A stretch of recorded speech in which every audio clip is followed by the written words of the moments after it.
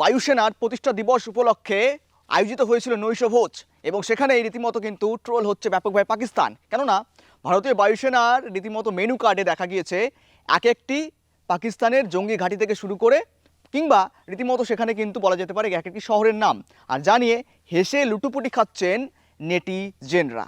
দেখুন, রাওয়ালপিন্ডি চিকেন মশলা থেকে শুরু করে সরগদা ডাল মাখানি কি নেই বলুন তো, মেনু কার্ডে সবই রয়েছে। আর সেখানেই গত 8ই অক্টোবর ভারতীয় বায়ুসেনার 93তম প্রতিষ্ঠা দিবস উপলক্ষে আয়োজিত বিশেষ নৈশভোজে নজিরবিহীন কৌশল দেখালো ভারতের সেনা।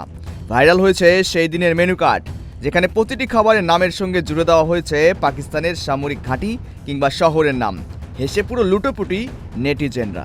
রাওয়ালপিন্ডি চিকেন টিক্কা মশলা থেকে শুরু করে মুরিদকে মিষ্টি পান, প্রতিটি পদ যেন এক একটি বার্তা। রাফিকি রাড়া মাটন, সারগোদা ডাল মাখানি, জোকোবাবত মেয়া পোলাও, ভাওয়ালপুর নান, এসব নাম এমন সব জায়গার যেগুলোতে সম্প্রতি অপারেশন সিঁদুর হামলা চালিয়েছে ভারতীয় বায়ুসেনা। যদিও পাকিস্তান সরকার বা সেনাবাহিনী হামলার বিষয়টি অস্বীকার করেছে বারংবার, কিন্তু ভারতের পক্ষ থেকে উপস্থাপন করা হয়েছে স্যাটেলাইট প্রমাণ। সেনা সূত্রের দাবি, এই এক ধরনের মনস্তাত্ত্বিক যুদ্ধ শুধু যুদ্ধের আকাশে নয় বা শুধুমাত্র সামরিক আকাশে নয়, এবার প্লেট করেও কটাক্ষ পাক সেনাকে।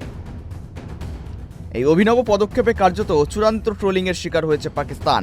সোশ্যাল মিডিয়া ইতিমধ্যে ছড়িয়ে পড়েছে মেনু কার্ডের ভাইরাল ছবি। প্রশংসায় ভাসছে ভারতীয় সেনার কৌশল এবং কল্পনা শক্তি। Bureau report, KTV Bangla.